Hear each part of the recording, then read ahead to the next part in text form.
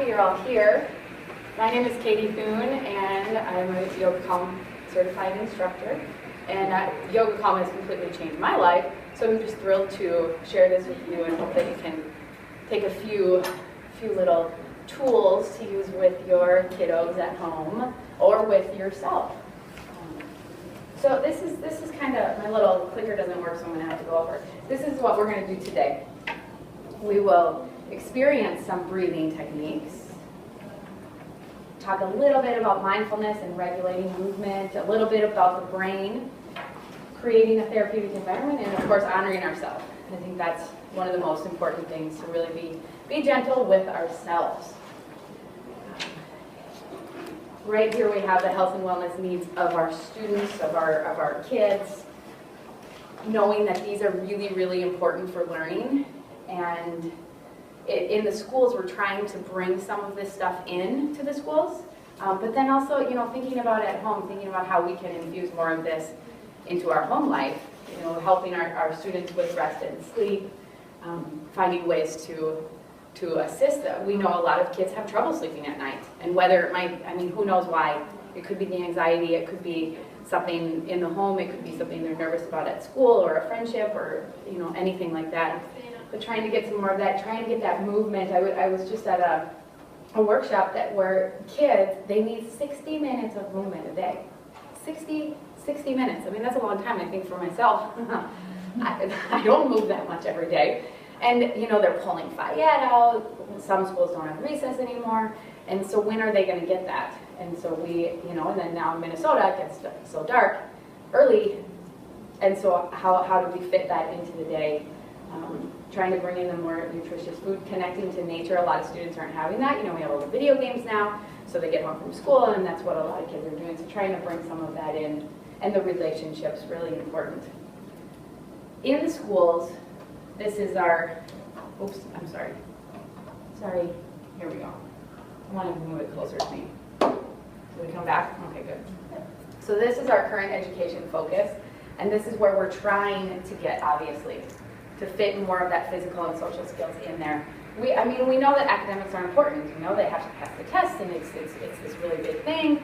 But trying to fit some of this into there, but then the other way as well. So if they are in a Fayette class, trying to get those social skills and academics into the Fayette class as well.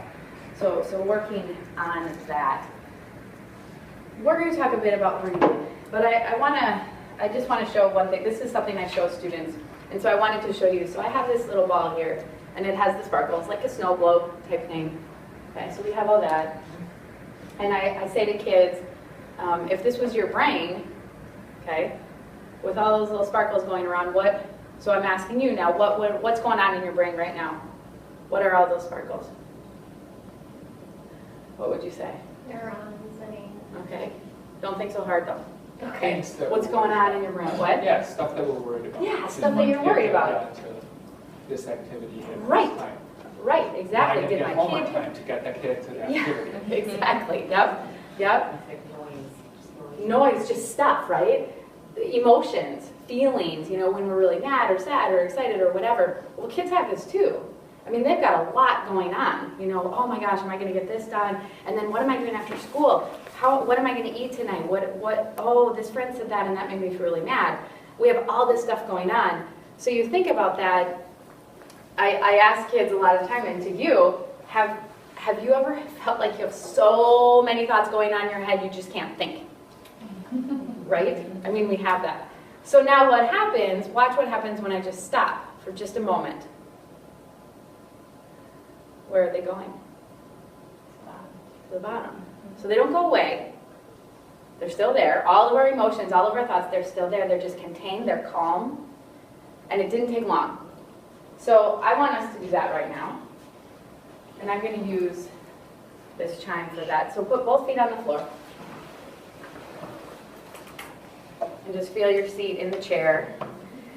And I'm going to play the chime, and I want you to hold your body still and just listen the whole time you hear the chime.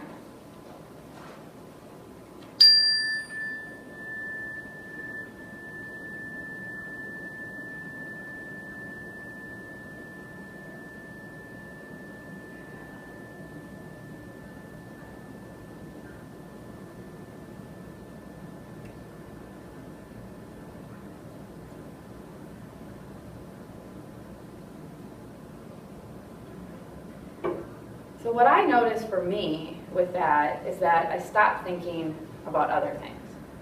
So I just took that moment, all I heard was the chime. And I stopped thinking about other things. I mean, I'm in the middle of a presentation. I should be thinking about that. But it gives me that moment to just kind of settle. And we're trying to get teachers to use these in the school to give them that break. I mean, if schools end at 4 o'clock, come 3 o'clock, they're done. I can't put any more learning in my brain, it's full. So giving them that chance to stop and just let the brain settle and then put some more learning in. And so you think about that, just stopping for just a moment. What if that was the game changer? That's pretty cool. So for just a moment, close your eyes. And I want you to bring your awareness to your breath. Noticing what your breathing is doing today. Every day is different. Every moment of the day is different.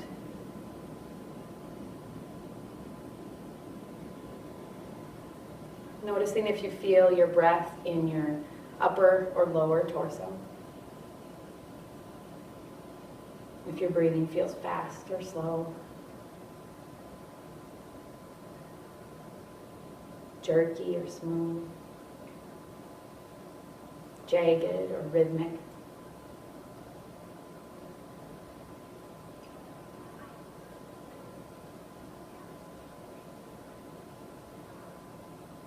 And then let your awareness travel down the length of an exhale.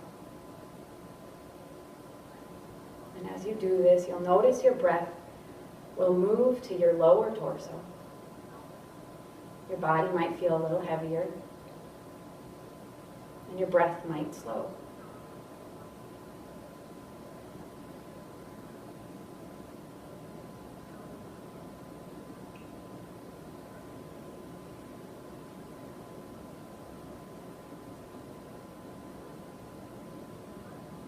And then notice the pause at the end of the exhale before the next inhale comes in. And without changing it, just enjoy that pause for a few breaths.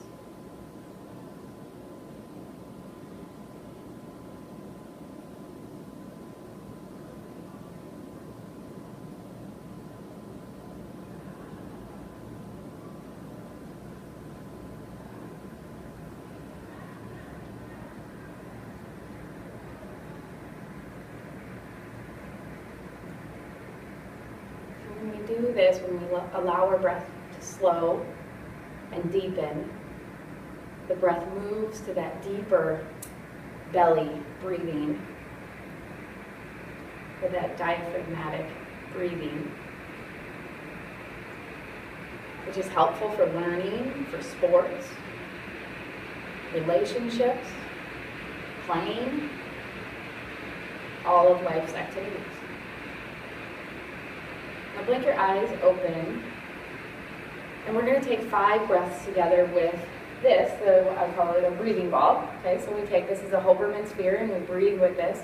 And we do this with a lot of students in schools, and it's a great visual, I think, for us as adults, but mostly for kids, but for us it's really nice too. So take a deep breath in through the nose, and then exhale through the nose or mouth. Breathing in and out. Breathing in, confident. Breathing out, calm.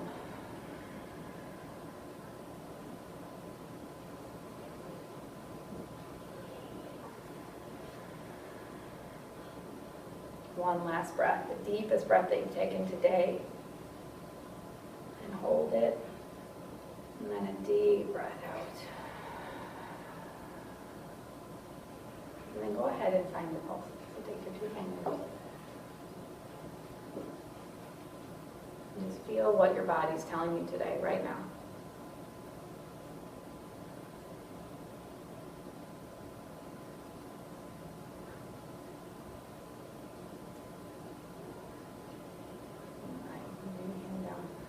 So this is what we want to do with kids. You might notice just everything is a little I mean, it was very calm when you walked in, but my voice maybe has even changed. It's this calmer feeling. And our heart rate is down, ideally. And that's what we want to do with kids, because when our heart rate is up and it's really fast, we can't think. It's like when you're crying, you can't think, right? When you're mad, you can't think. And it's the same thing whether you're excited. You know, when kids run, it's hard for the brain to think. Okay? So we want to bring that heart rate down. It's good for us to bring it up in exercise. We really want that. But then when it's time for learning or thinking or working, we really want to bring that back down and get that connection with the breath. So when we think of healthy breathing with little kids, we want them to become aware of their breath. You know, we don't need them to breathe through the nose. We want to work towards that, but we don't want to focus on that so much that they're not actually breathing, because they're already doing it. They're breathing, and just working on becoming a little more aware of it.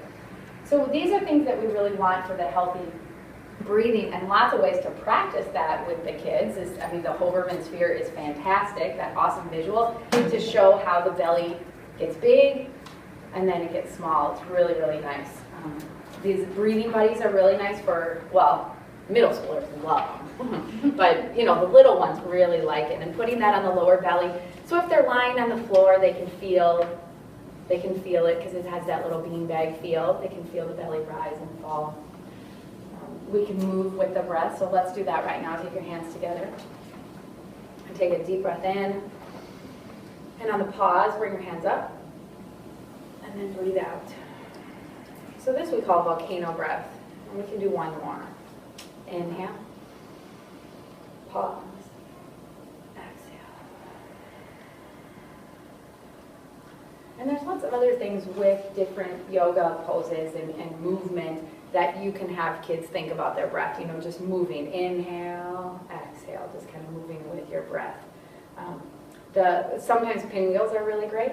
You know, you can take a deep breath in, and then they can cycle around. So that's lots of really great things that we can do to try to get that breathing, help them become more aware of that. Any questions about breath? Quick question, Yeah. where can you get things like that? Well, right here. So I have them all. Anything that you're interested in. Okay. Mm-hmm. Okay. Yep. Yeah, so everything that I'm showing, yeah, you can have here, and just take it home and use it today. I mean, I have this for my little 5-year-old and almost 6, and she loves it and she uses it, and it's really cool. You know, yeah. It's nice to have for those intense moments, and we'll get to that and talk about how that could really be helpful. So ideally, we're using it every day, so that it's not just this special thing. I mean, we know that if we would stop and breathe every day, gosh, life would be so much better. It would be great. I started using it in my classroom more, I'd say selfishly, because as a teacher I wasn't breathing, and I feel it was reflecting to the students, because their behavior would mirror me, and if I wasn't calm, they weren't calm, and then that was my own fault that I had any problems in the classroom, so I had to change that. And so I started using it, and it was really great. Having the kids actually do that, which is really having them take the ball and take those breaths together. We took 5 breaths. You know, if kids really stressed out at home, maybe sit down together and take 10, 12 breaths to really get that deep. Because the first few breaths you're going to take, if you're really upset, they're going to be fast. And we really want to get those slower. Okay, doing some of the volcano. I had you ground your feet, so putting the feet on the floor, really important. If we're swinging our feet, you know, it's really nice to sit on a bench or a table and you just kind of swing your feet and you're really relaxed. But it doesn't work with the brain, because then you're just thinking about really nothing. I mean, you're just kind of whatever. But when we put our feet on the ground and we actually ground those feet, it translates all the way out the body to the brain. Okay? So a lot of the time, if a kid, I say to kids, you know, if you're sitting in the classroom and you can't focus, think about where your feet are. Put your feet on the floor, and then all of a sudden it's going to come up. And it's going to take practice. It's not perfect, but it's really helpful. Okay, so that's grounding through the feet is really, really important. Before we move into a little bit about mindfulness, any other questions about breath? So mindfulness is paying attention in a particular way, on purpose, in the present moment, and non-judgmentally. So if we could do this all the time, wouldn't that be great? I mean, think about you sit down, watch a movie, you have your popcorn, you shove it in your face. Okay, we're not being mindful about our eating. You know, thinking about sitting down as a family and eating together. It doesn't happen all the time. Life happens, you know. At school, the kids going to the cafeteria, thinking about them eating they don't have tons of time, and so they're just eating. So thinking about that, thinking about how we're breathing, thinking about how we're walking, how we're driving in the car. You get to a stoplight, okay, thinking about that. Okay, what is the universe telling me? I mean, this is, you know, I just need to stop for just a moment and take some breath and be mindful about that. And I think non-judgmentally is probably the hardest piece. You know, you know, it's not our fault. We're judgy people. That's kind of how we are, unfortunately. But if we can practice that, wouldn't that be great? And just being a little more thoughtful about that, and a little more mindful about that. The chime is a great way to practice that, because you're being mindful, you're paying attention in that particular way, holding your body still, on purpose, in the present moment, and non-judgmentally. So you're thinking about that. Taking those deep breaths, you be mindful as you're watching this. Maybe you have the kid choose a color, and as they take those breaths, they're looking at that one color. Just really being mindful about that. And then maybe coming into a relaxation later, which we'll talk a lot about relaxations, but maybe imagining things that are red, if that was the color you're thinking about, or just kind of bringing it back to that.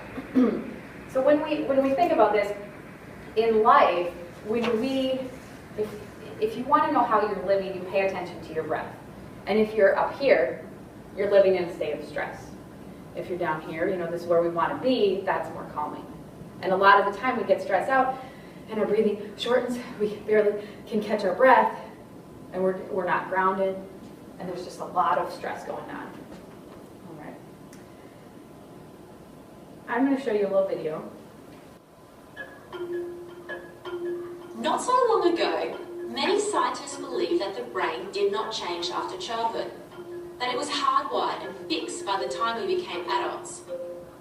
But recent advances in only the last decade now tell us that this is simply not true. The brain can and does change throughout our lives. It is adaptable, like plastic. Hence neuroscientists call this neuroplasticity. How does neuroplasticity work? If you think of your brain as a dynamic, connected power grid, there are millions of pathways or roads lighting up every time you think, feel, or do something. Some of these roads are well-traveled. These are our habits, our established ways of thinking, feeling, and doing. Every time we think in a certain way, practice a particular task, or feel a specific emotion, we strengthen this road. It becomes easier for our brains to travel this pathway. Say we think about something differently, learn a new task, or choose a different emotion. We start carving out a new road.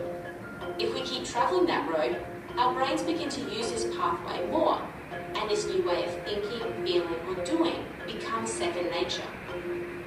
The old pathway gets used less and weakens. This process of rewiring your brain by forming new connections and weakening old ones is neuroplasticity in action. The good news is that we all have the ability to learn and change by rewiring our brains. If you have ever changed a bad habit or thought about something differently, you have carved a new pathway in your brain and experienced neuroplasticity firsthand. With repeated and directed attention towards your desired change, you can rewire your brain.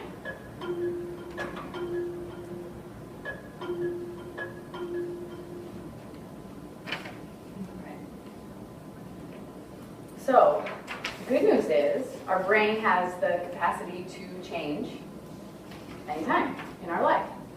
That's good. That's a really good thing.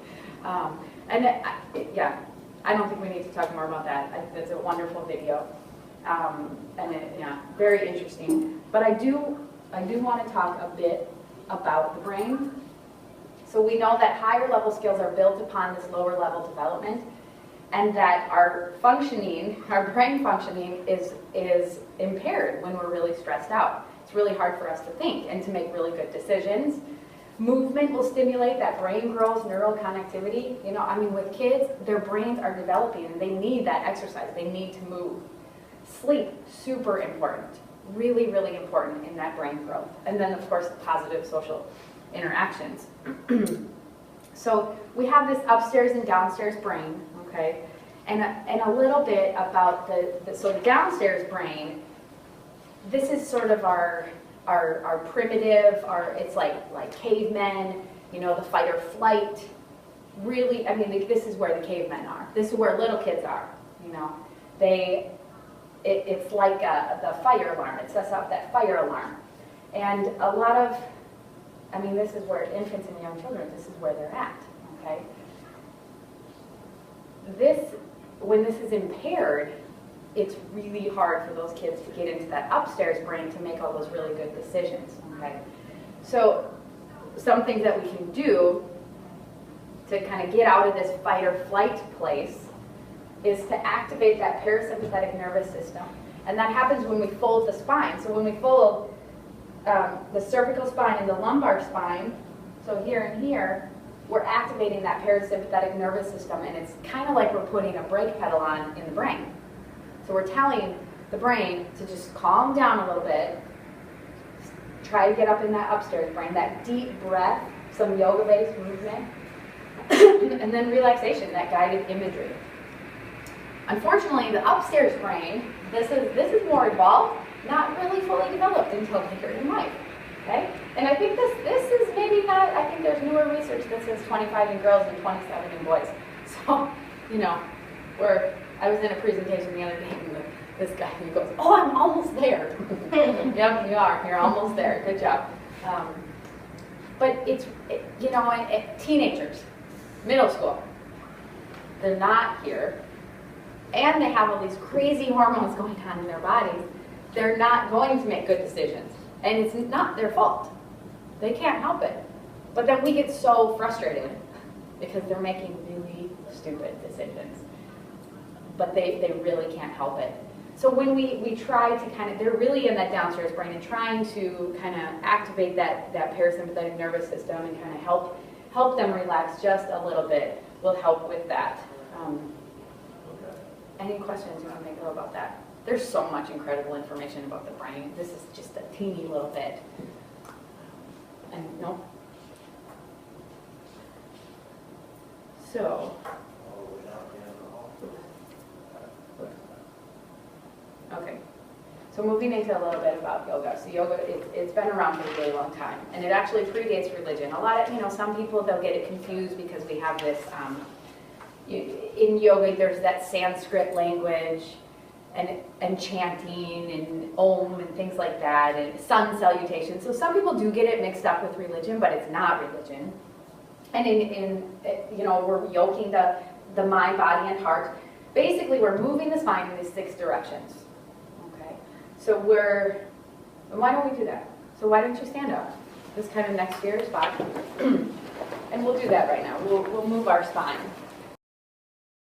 And this would be the 5th and 6th direction of our spine. So we went back and forward, side to side, and then twisting. So just take your hand to your opposite knee and looking behind you. And then coming through the center and twist to the other side.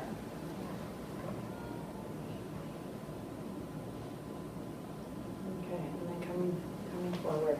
So that's what we're creating, this optimal functioning, okay, which is really great for our brain. It's activating that parasympathetic nervous system, and it's just bringing all that focus up to the brain. Used all over now, we know. I mean, lots of people go to yoga classes, it's in the schools, it's in the hospitals, which is fantastic.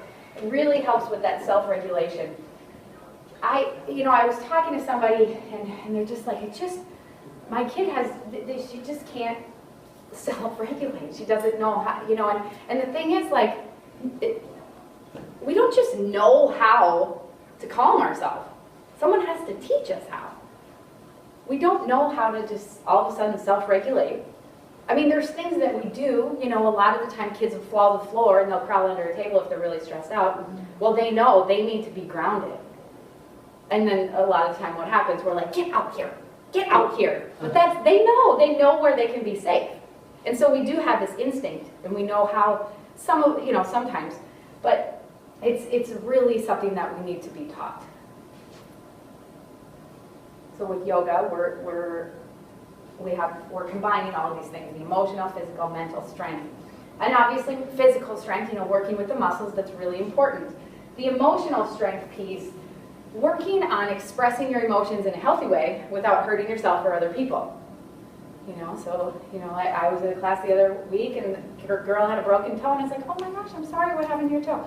Oh, I was so mad and I kicked the door and she broke her toe. Well, that's not emotional strength. She clearly needs to work on her emotional strength. And a lot of kids do. And this is with yoga and yoga calm, it's a great way to practice that. Mental strength, working on that positive self-talk, telling yourself, I can do it, I am strong, I am confident. A lot of the time kids and adults, we're so hard on ourselves. I don't like how I look, I don't like how I feel, I'm not smart. I mean, all these things. I can't do it. Those are the things that we tell ourselves, kids and adults.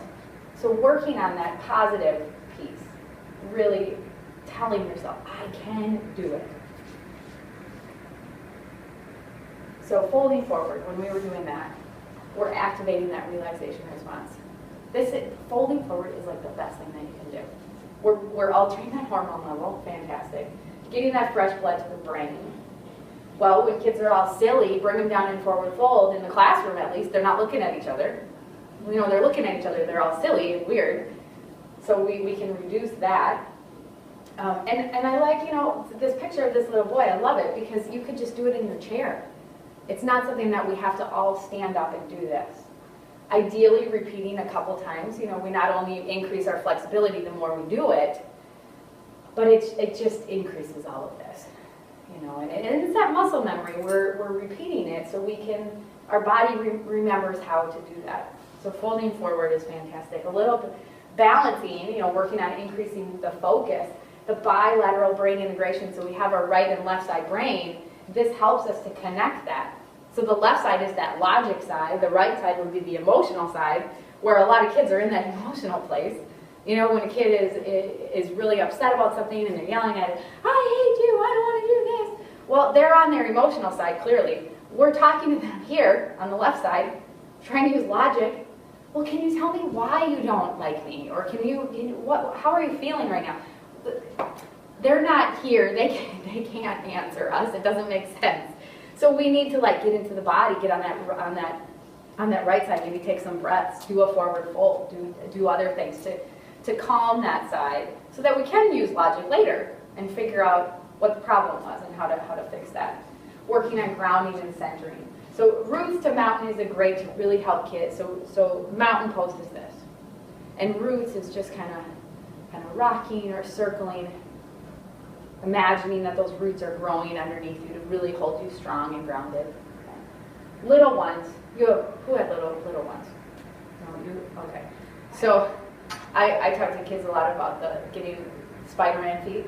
So they put on their Spider-Man feet and then they stick them down and then they're stuck. And I've had some kids be so literal. This one person like almost fell over because their feet were so stuck down. It was hilarious.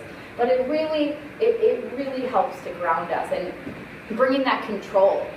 A lot of the time, I mean, kids are just like, they're just all over. You know, they don't even know where they are in space. So working on bringing that in, bringing that control back into the center, really helpful. Tree pose would be coming to that 1 foot and working on the balance. Great for focus. Eagle is where we're crossing the midline of the body and we're twisting our body up. Well, that's great at really integrating those sides of the body, the sides of the brain. Okay. And again, you know, holding them for a few breaths, repeating, obviously on both sides. Oh, I forget it's the smart board. Oh my gosh. guys. I touched it and it moved. Freaky. That's funny.